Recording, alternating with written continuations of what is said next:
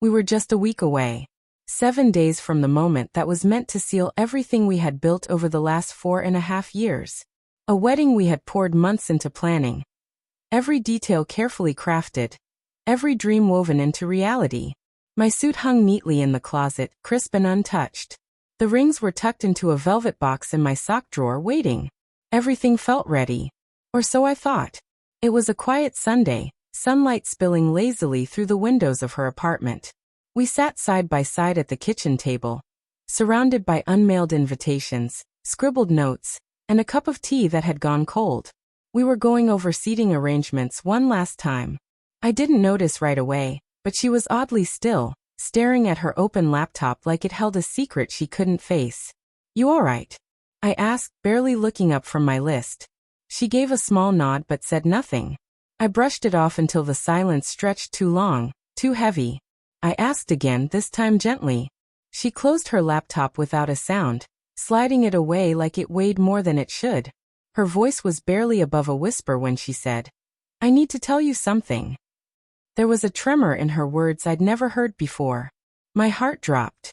My mind leapt through every possibility. Was she sick? Did something happen at work? Was her family okay? But the second her eyes met mine, I knew. This wasn't about anything external. This was about us. "I've been thinking," she said slowly, like it physically hurt to say it out loud. "I don't know if I'm ready. Not just for the wedding. For everything. For marriage." At first I laughed. Not out of amusement. Out of disbelief. We were 7 days away from forever. She'd picked out flowers the day before. How could she not be ready? But there was no hint of humor in her face. No smile. Just the weight of something she'd clearly been carrying for a while. "I know it sounds crazy," she murmured. "But something feels off. It has for a while. I just didn't know how to say it." Something inside me gave out in that moment. 4.5 years, college memories, shared dreams, plans layered on top of promises. I could still picture the first time I saw her in the campus bookstore, the way her quiet confidence pulled me in. I chased that feeling. I gave her everything. I asked her to marry me in the vineyard her parents loved, in the rain, and she had cried when she said yes. Now, with only 7 days left, she was telling me she wasn't sure. That the closer we got, the more afraid she became. "It's not you, Tyler," she said, her voice breaking. "You've done everything right. I don't know if I can do this." I didn't argue. Didn't raise my voice. I just stood up and left. I needed air. I needed space. I needed to be somewhere else. Anywhere but across from the woman who had just unraveled our future with a handful of words. I sat in my car for hours, hollowed out. I didn't cry. I didn't scream. Just sat in that strange, aching quiet while the life I thought we were building disintegrated. That night, I started making calls. The venue. The caterer. The florist. The band. I didn't offer stories or explanations. Just calmly said, "It's canceled." Every call felt like cutting a thread. Each one loosening the knot that had held our lives together.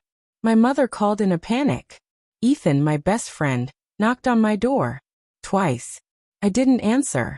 I packed instead. Threw a few clothes into a bag and booked the first flight out, to Lisbon. I didn't plan it. I just knew I had to be somewhere else. Somewhere that wasn't tied to her, to us, to everything that should have been. Lisbon was both beautiful and devastating. I wandered its streets alone, imagining what was supposed to be. Our rehearsal dinner, our first dance, waking up next to her as husband and wife. Instead, I sat alone at cafes. I lay awake in unfamiliar beds. But in that emptiness, I found something real. For the first time in years, I only had to take care of myself. For days passed. Then I went to Porto. Then Spain. My phone buzzed occasionally, missed calls, messages I never opened. And then her name flashed across the screen. "Can we talk?" I stared at it for hours. But I didn't reply. Her silence before had said everything. Whatever she wanted to say now, it was already too late. That night, I blocked her number. No big scene. No final words. Just quiet closure. It's been almost a year now. I never returned to the city we once called ours. I sold the ring. Used the money to keep traveling. I started over. Not the life I expected, but one I could live with. One I could grow from. I learned something along the way. Love isn't just the grand moments, the proposals, or the promises whispered under fairy lights. It's about choosing someone, truly choosing them, every single day.